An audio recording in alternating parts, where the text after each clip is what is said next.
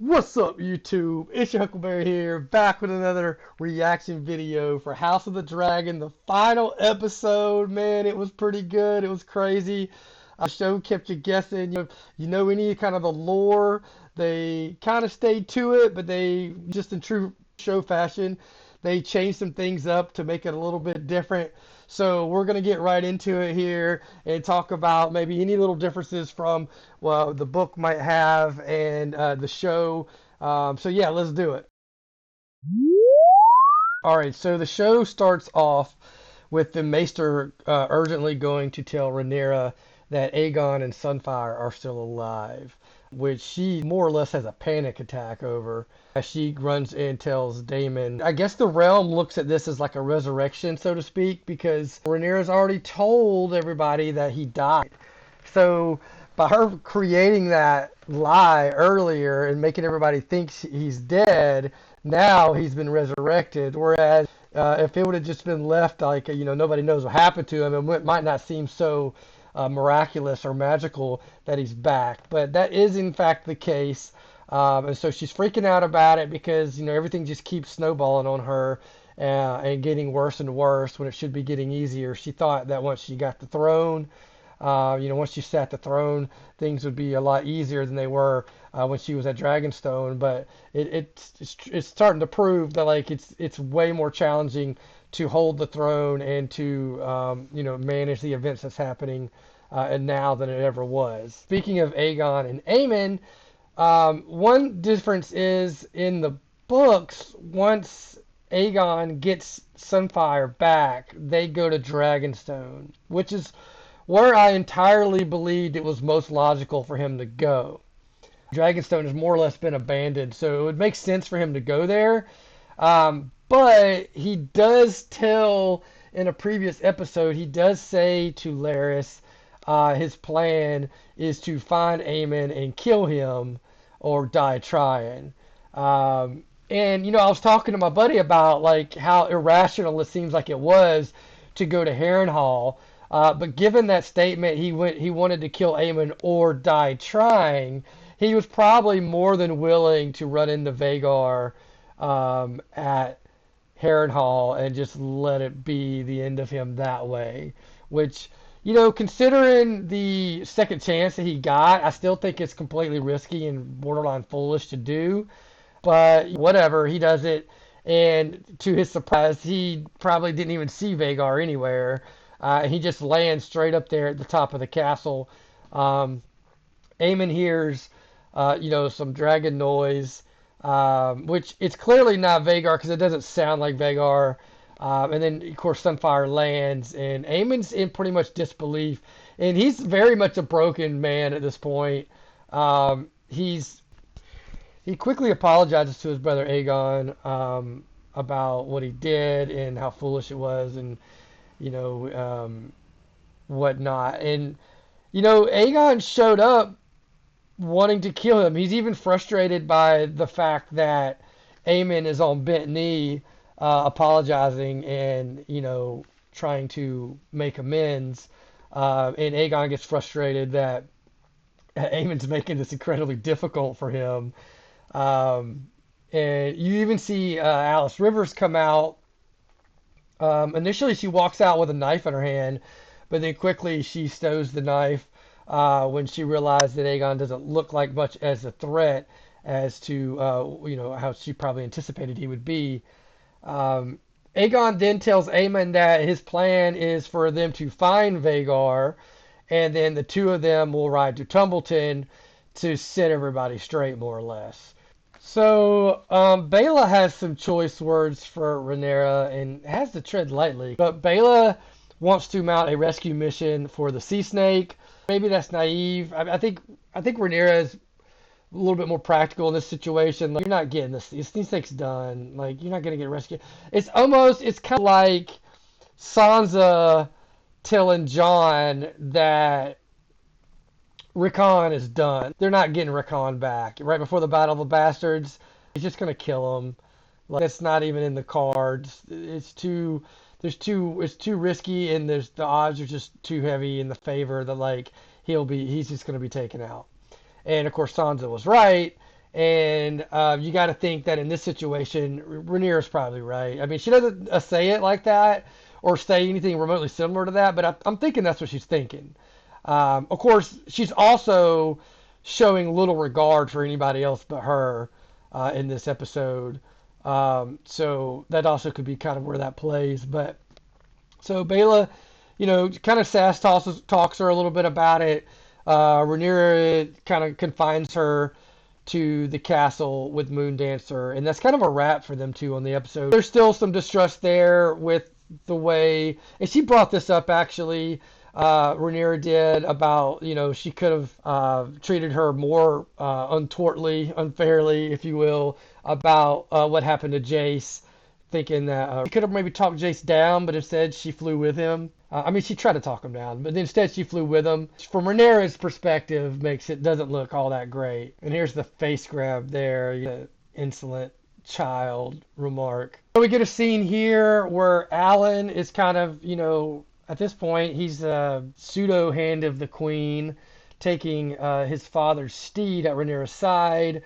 And the Valerian navy or troops come ashore right here behind the keep, behind King's Landing, and he's telling them what Rhaenyra asks of them as far as holding the city down and keeping the peace and guarding. They show a little bit of distrust or confusion about we need to go get the sea snake, and he kind of reiterates to them like this is the queen's wishes, this is what sea snake would want, and they even question his authority to tell them, and he tells them that he is the heir to Driftmark, so they best listen to him, and they do. A quick shot above Tumbleton, as you can see the troops getting into place. They're pretty much ready for the onslaught because the White Wolves and the Tully army is now out there. It's a huge amount of them out there. So Ormond and Daemon for that matter, are both looking for Ulf. They both think Ulf is on their side at this point. Daemon knowing that he's turned cloaked, and of course Ormond thinking like what happened to him. We see in the episode, I think prior to this, I might have inadvertently skipped over that little clip there, but Ulf is drunk in one of the taverns and he's gloating about how much of a chicken shit Rhaenyra is, and how Daemon won't pull out his dragon, and he's calling himself a dragon lord based on Ormond's promise to him for Beesbury Castle or Driftmark or whichever one. Like, it doesn't matter. He's not getting any of that. But here you can see, yeah. So they're all looking for Ulf when he's off, having gotten drunk the night before or the morning before, or both. They, like, I don't know. They didn't really give us context of what time of day it was, but I would imagine it was the night before.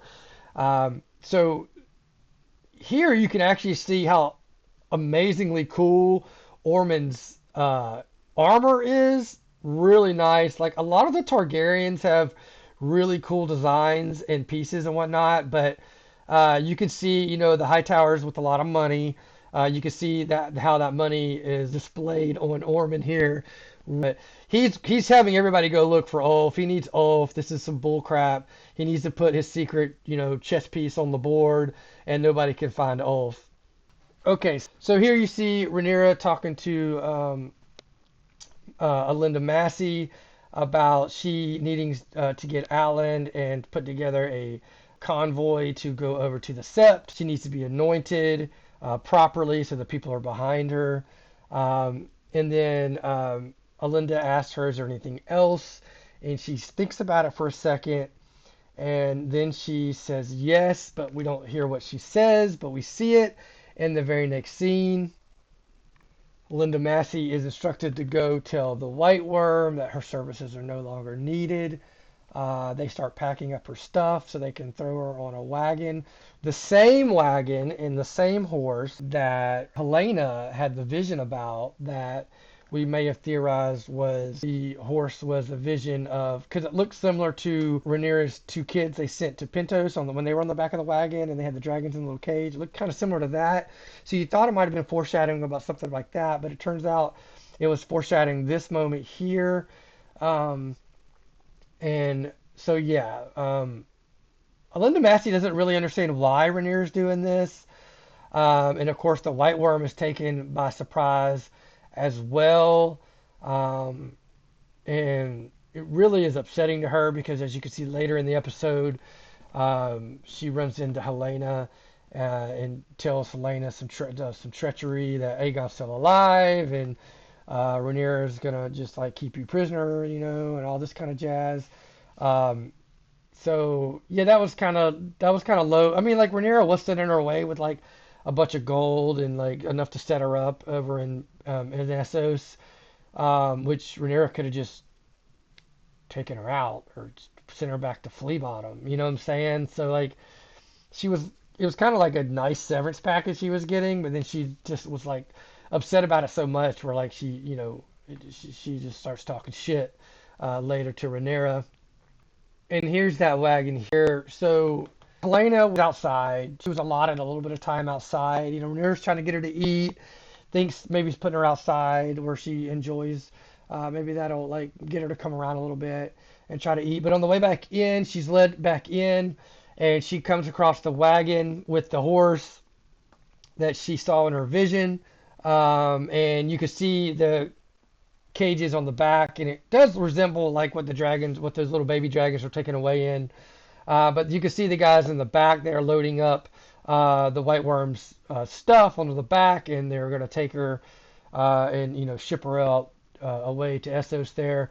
And then this is where they have the interaction as they pass each other on the steps, and White Worm tells Helena some treachery, some backstabbing. That Aegon's still alive though is the main thing I think. And then you can see Helena's just gone, dude. She's lost her soul. I think she's in a little bit of awe that Aegon's still alive, but part of me thinks that she probably knew Aegon was still alive already. Um, so it looks like some shock and just complete sorrow. She's just broken. I feel really bad for her character.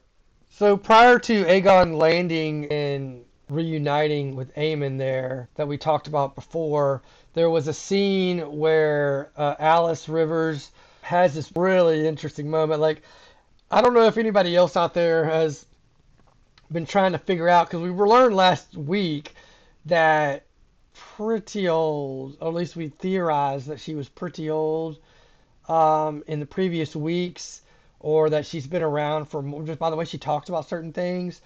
But here, she pretty much tells Aemon that she is the last survivor of Hair in the Black. She had a son that survived. Her and her son survived Balerion's like torching of Harrenhal, and she, through magic that she's learned after her son died, is been cursed. She has indefinite life, I guess, kind of similar to Melisandre in magic. Of course, Melisandre was a red priestess, and she probably gets more of her magic kind of like from the Children of the Forest or from the old gods there. So, because there's different kinds of magic, obviously, in the lore.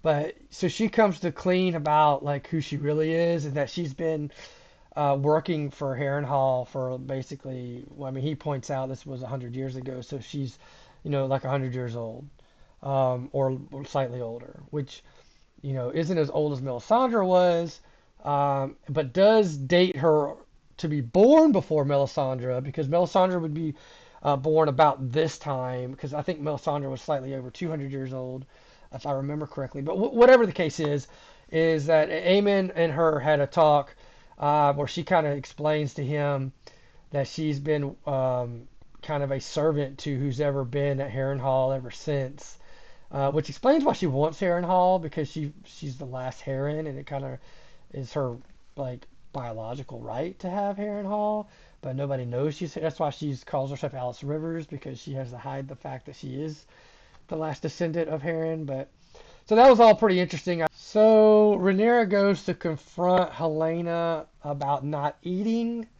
begs her to eat. You can do this the easy way or the hard way, more or less. And it's not she when she walks in.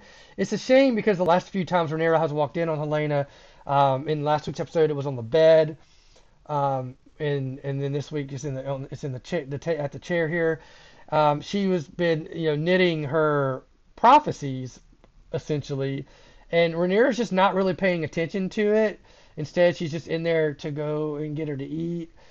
She needs her to stay alive. Elena points out that, oh, you're more interested in kid, my unborn kid surviving. That's really what you want, blah blah blah, which is kind of doubled down on when the White Worm leaves and suggests that's like what her motives are.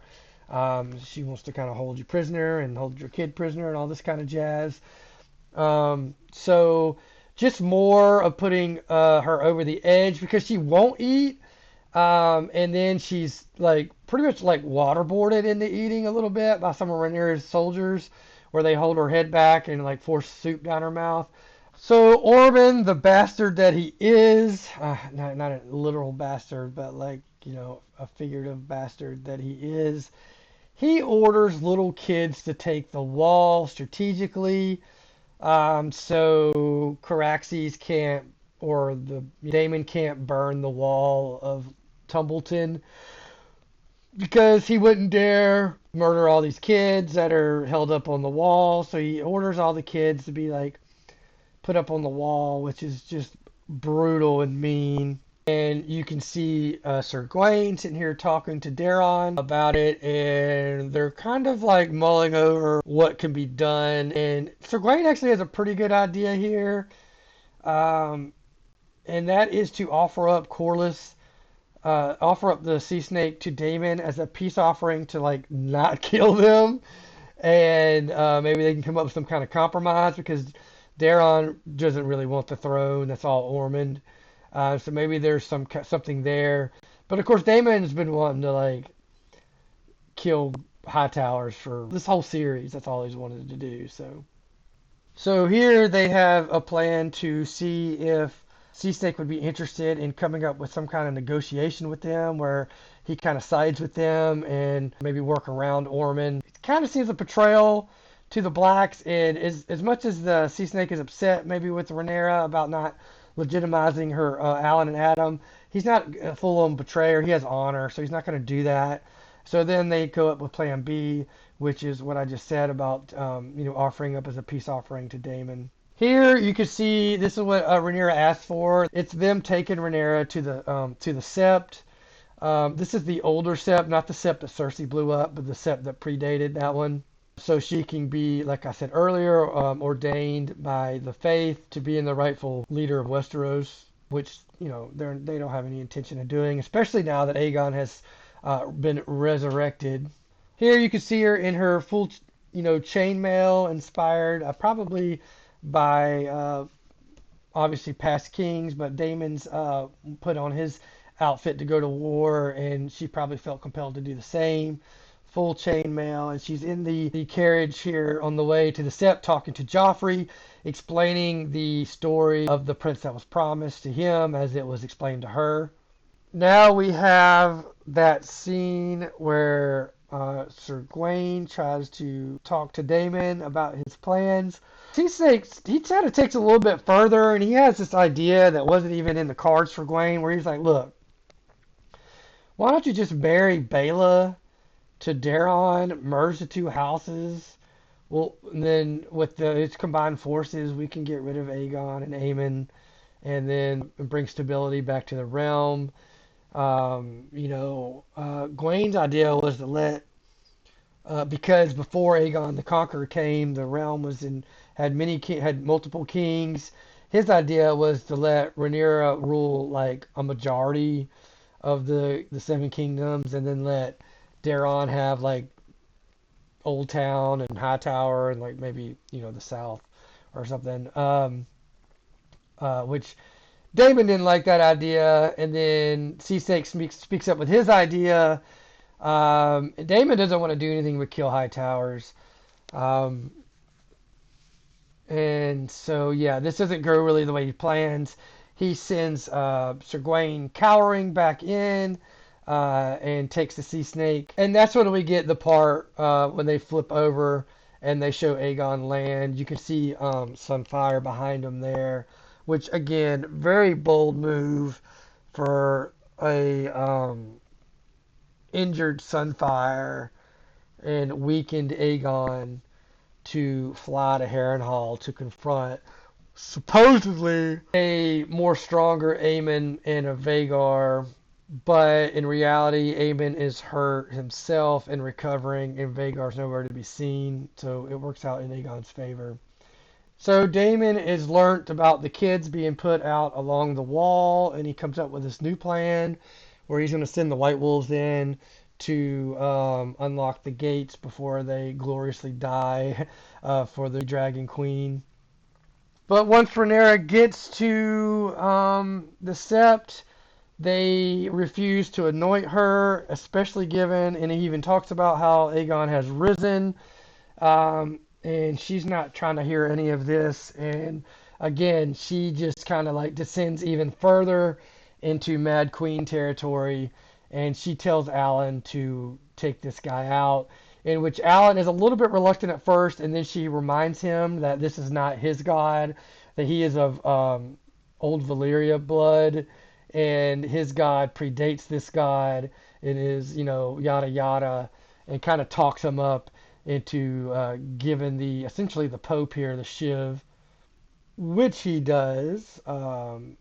Here you can see she's just about to get into his ear.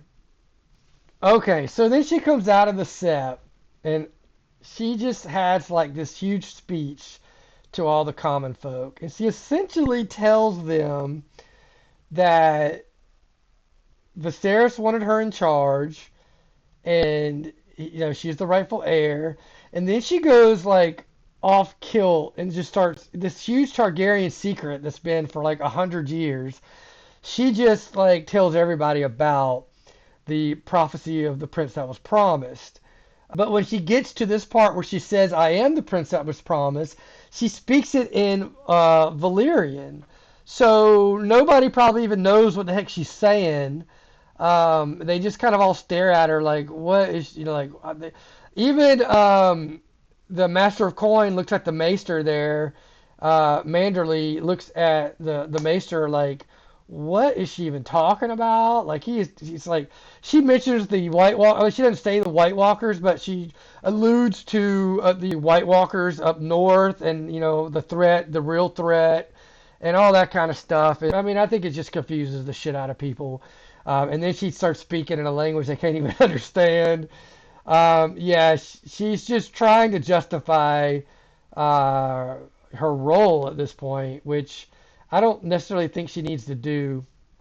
Here's Manderly giving the Maester the look before the Maester looks back at him, but like he's just like, what in the world is she talking about right now? At the same time she's doing that speech, Damon's giving a better speech to a more welcoming crowd, and he kind of fires him up, and he's like, I do not want the best of you right now, I want the worst of you. They're standing right at the rim of how far the arrows can shoot from the wall, and one of them gets hit by the arrow when they're thinking about charging or about to charge or getting fired up to charge. And it's very reminiscent of when Jon took like his dirty dozen up north of the wall to go capture a white. And the hound throws that rock and hits one of the White Walkers and pisses them off. And then that White Walker starts to attack. And then they all realize that we can attack because the water's frozen over into ice and it's solid ground. So when the arrow hit that guy and he went down, it kind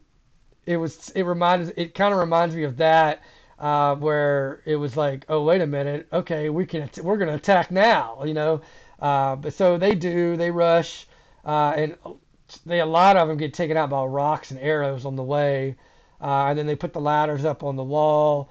And they do the whole, climbing thing to try to get up there, which they do. But what good are dragons if you don't use them? So as the White Wolves are supposed to get over into the Tumbleton and open the door before they died, Daemon is a little bit impatient here, so he just takes Caraxes. And like the mind control over Debo or Caraxes that Daemon has is just awesome. It's probably the best bond between a dragon and a rider, because he's not even looking at Caraxes, and Caraxes is way behind the army, just kind of chilling. And Daemon looks at Tumbleton, and he's like, summons Caraxes, like Craxes, come here, get over here, or whatever. I don't even remember what he says exactly, but Craxes just kind of stomps through the militia and walks up there, and then they burn. Ormond tries to throw some kids out there to keep them from doing it. Most of the kids run away. Two of them stand there. Daemon's really reluctant, but I'm gonna let two little kids keep him from trying to win this battle. So as they rush in, you can see Caraxes up there blowing a hole through the castle in the top left corner of the screen. Hugh had flown in with Vermithor and landed. Daemon noticed it and acknowledged the fact, like, somebody found out why Hugh's here. He's supposed to be guarding the dragon pit from either Aegon and or Vhagar. They don't know about Cat, and obviously that's what Hugh's plan is he wants to get in there and try to save Cat from all this. So he runs in with everybody else.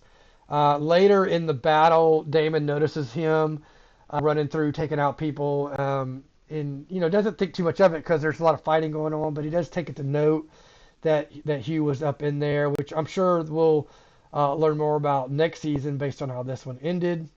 Here you can see Sir Roderick and some of the other White Wolves that survived. They realize that like the gate has been opened and now they're still alive, so they're trying to figure out what else they can do. He demands his boys to go and find Daeron, and his mission is to go find Ormond. So Ormond found Ulf sitting on a shitter, passed out. He slaps him around, kicks him around, gives him an old pimp slap like we saw Daemon do in a previous episode, and tells him that he's worthless. He needs to go get on his dragon and live up to his part of the bargain, in which, Ulf ultimately does. That was a mistake. I mean, what do you think drove Ulf to your side? It was the way Daemon was treating him, amongst, wanting to be rich, but it was a lot of part was the way that he was being treated. So if you're going to slap him around and treat him the same, I wouldn't expect much good out of that. So that obviously comes and backfires on Ormond later. But yeah, so he finds Ulf. He's staring down at Ulf now as he just knocked him to the ground, and he's demanding him to, go do his thing. So we get this battle with Sir John Roxton, who also has a Valyrian sword called Widowmaker. So he's a very formidable opponent to Daemon here, as we have Valyrian steel on Valyrian steel, bigger, stronger than Daemon. Maybe not quite as quick, but so they have a pretty good fight. This fight doesn't happen in the books, so they kind of like made this something here. But whatever the case, at least I don't think it does. But whatever the case, so they get into a pretty big battle. At one point, it looks like Daemon might have lost this fight. I mean, he starts to lose an eye, so they can try to mirror Aemon, a little bit, where he's about to get his eye poked out. But because of the dragon that intervened, finally came into the mix, there's a bunch of fire and stuff falling apart. And so they're separated by some debris. In the middle of them fighting, though, they look up and they realize that there's a dragon laying waste, and they realize it's Ulf. Both of them realize it's Ulf. If Ulf is laying waste to Tumbleton, then it's against the orders of Ormond, which makes me think, I'm not sure at this exact point if Daemon realizes what Ulf has done. But anyway, they see Silverwing up in the sky there, pulling really, really similar. Another, it's amazing how many things will be kind of like visual callbacks to the original series, because it's very much like Drogon burning King's Landing, seeing Silverwing fly around and do it. This is the aftermath where they get separated and Daemon kind of stumbles. He's kind of like in a daze and groggy and, worn out from fighting.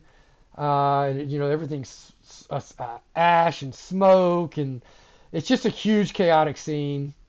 So Sir Gawain finds Daeron trying to take the chains off of Tessarion. Is it just me, or does Tessarion look like Godzilla? I don't know. It just looks like Godzilla, like a little baby Godzilla to me. But anyway, so Daeron wants to get involved. He doesn't like what's going on. He thinks that he should be out there protecting the small folk in he just got knighted by Ormond earlier in the episode. Sorry, I skimmed over that. Ormond knighted him, and part of his knighthood is to protect the women and children and do what's right for the realm and all that kind of stuff. And he's already a man of good character, or a boy of good character, but he's kind of ambiguous about his age. I think he's about 17 or so. But um, Sir Gawain doesn't want to see him die at the vanity of Ormond. He doesn't want to see him die like Christian Cole, his friend, and maybe even maybe even his lover. Some were theorizing, but so he's pleading with him not to get involved. That they probably need to try to escape. And he even gets to a point where it's like, if you're gonna do this, you're gonna have to go through me. Um, but then Silverwing starts messing, like jacking stuff up, and they get kind of lost in the shuffle of chaos. But it was a really kind of a touching moment here, but we don't really see.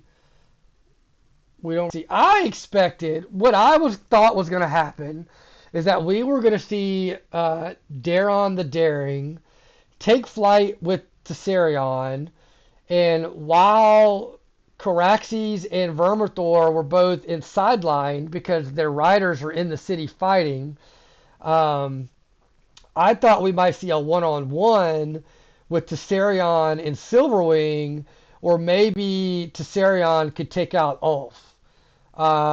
Because spoiler alert, one of the few dragons that survive this Dance of the Dragons. And of course, the show is changing a lot, so this might not end up happening. But one of the few dragons that survive in the book is Silverwing. So I thought maybe we would see Silverwing get de-ridered, so to speak, and then maybe have carte blanche to kind of fly off. But that's not what happened. Um, we don't see really what happens to them at this point. We see Sir Gawain survive and kind of go shuffling off looking for Daron, but we don't really see what happens to him anymore. So that'll be a season 4 thing. I really wanted Ulf to get taken out though. So we get a pretty badass fight here near the end with Sir Roderick and Ormond. They get into a pretty big fight. Ormond actually gets the upper hand on him. He stabs him. I mean, he gets beat up pretty good. But then he stabs him and he cuts his arm off. And when he cuts his arm off, his arm spews blood into Ormond's face. And because we know Ormond's got such a weak palate, he does this like dry heave thing that kind of like gives Sir Roderick a chance to get the drop on him, and then he shoves a blade up his butt, it looks like, and essentially they're killing each other. But before either of them can die, Ulf comes in, and so look, Ulf shows up. And he just starts laying waste to the Tully army that's out there. Just burning the shit out of everybody. It's very reminiscent of Drogon burning the Lannister army. Or if you know anything about the lore, Aegon the Conqueror did that at one point. It was the Field of Fire, I think is what they called it, where Aegon had done that originally 100 years ago.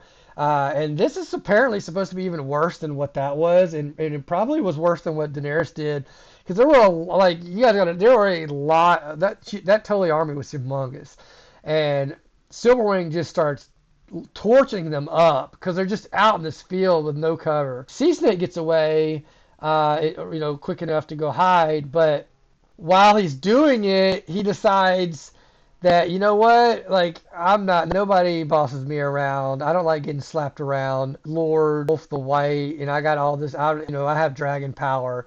And so he actually, in this scene, this exact clip right here, he's burning Ormond and Sir Roderick. And Ormond is, like, terrified of what's about to getting burned, but Sir Roderick is, like, that's the perfect death for him, death by dragon fire. But so they get taken out that way. And then Ulf goes around burning up Tumbleton, much like I mentioned, much like Daenerys did King's Landing. So he's just decimating both sides of the fence here. So Here you see Vermithor. In front of Vermithor, you see Caraxes, and Caraxes is chasing Silverwing. Undoubtedly, knows that Silverwing is being a loose cannon, or Ulf specifically, and he's trying to chase him down. But Vermithor, as we mentioned last week, and if you know the lore, Vermithor and Silverwing are a pair. They're like a bonded male-female dragon couple, and they flew with the old king and his wife. So without Hugh there to guide Vermithor, Vermithor takes wing, seeing his counterpart Silverwing being chased by Caraxes. And that's all we see. So it's not really, I mean, I guess it's kind of dragon fighty, but they're just kind of chasing each other. You don't actually get to see them fight. The way this episode ended, I'm imagining that they're probably calling this the Battle of Tumbleton 1, and the next episode of the next season, when we get it or whenever it comes out, it's probably going to pick up right where this left off and more or less be the second Battle of Tumbleton, where we start seeing there were more fatalities. Because essentially all we got fatality-wise, other than the White Wolves, was Ormond here in this particular battle. Everybody else seems to have gotten away. Sea Snake got out, Sir Gawain got out, Tessarion and Daron undoubtedly probably got out because you don't see what happened to them. Daemon's still alive. And then these three dragons are still alive. Obviously, Ulf's still flying. I don't foresee Ulf lasting much longer than like right now. So then we get this incredibly sad scene here, and there's one of three things that happened here. Now, in the books, it said that Helena pulled a Tommen and she jumped out the window. Some of the speculation is that she was thrown out the window or pushed. But another theory now is that with this quilt that she had been working on, how long and narrow it was, and its placement in the window, that she might have tried climbing out the window to escape, and then slipped and fell to her death. Which I'd like to believe the latter of which kind of makes sense if you look at the evidence of how it's placed in the window. Like a bunch of sheets tied together, like somebody was trying to escape from, a high window or something. So I'm going to go with that, because otherwise, why was it draped on the outside of the window at all? I don't think she would have just done that. I think she would have just left it out for everybody to see. And here you can see it. See, it's kind of like draped over the side there. You could argue it was maybe tied down or, connected to something to where she was trying to climb out the window and she slips and falls. But whatever the case is, she catches a spike through the neck. So we do see her very much dead. And so she is done. No more dragon dreams for us, which sucks. Now, she never had Maegor, the boy that was growing in her stomach. His name was Maegor. He was actually part of the Ratcatcher storyline at the beginning of season 2. What is it, Blood and Cheese, I think it was called, or whatnot. He was present for that, and then he later gets killed. He gets ripped apart when he's trying to get secretly smuggled out to Old Town. He and a horde of people come and try to take souvenirs, and they mob and they kill him that way, which is just a horrific death. I don't blame the show for not wanting to show us. So maybe kudos to them for not giving us another baby Targaryen that just gets ripped apart. So that's a big difference from the book there. In here you can see the part of the quilt where she actually sewed herself falling from the window. And see her hair there. Her hair actually kind of looks like what the quilt would have looked like draped out the window. To me it does anyway. But Rhaenyra finds this and she's looking at it and she sees that and she's like, damn, I should have been paying attention to this before. So also on the quilt was Rhaenyra with blood sitting on the throne and blood running down from her crown and her arms, which can be kind of symbolic of maybe her cutting herself on the throne or what her fate may be surrounding in fire there. She's getting burned. You can see her dragon to the right.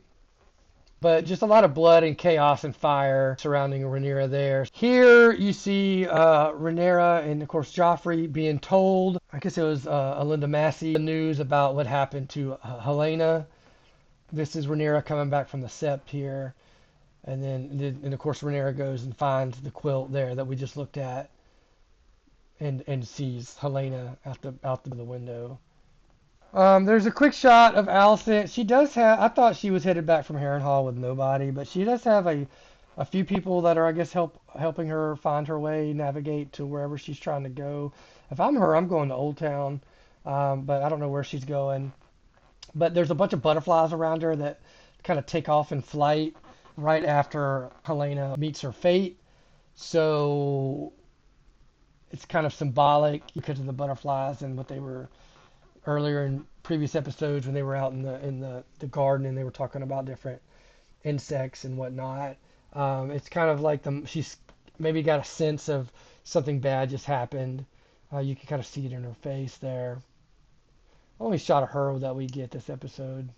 And all right, guys, that will do it. That was everything that pretty much a majority of the pertinent stuff that happened in the episode.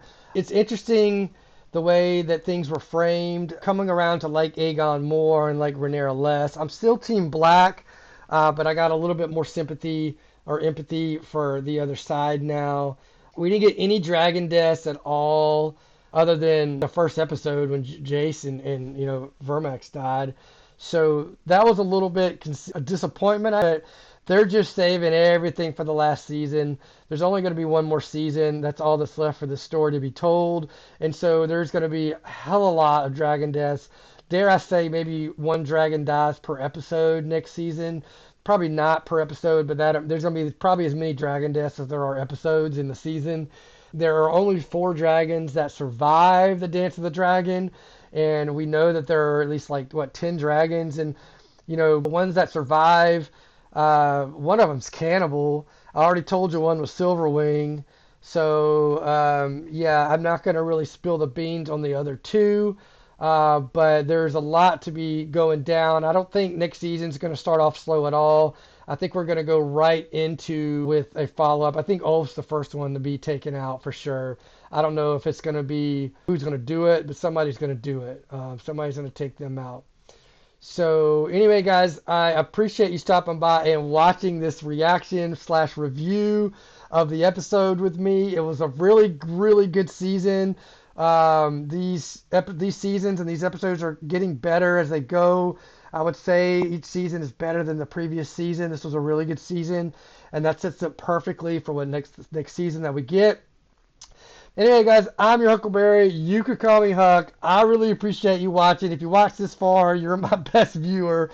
We'll catch you in a body cam reaction or a movie trailer reaction or something else down the road. I hope you're Daisy if you do.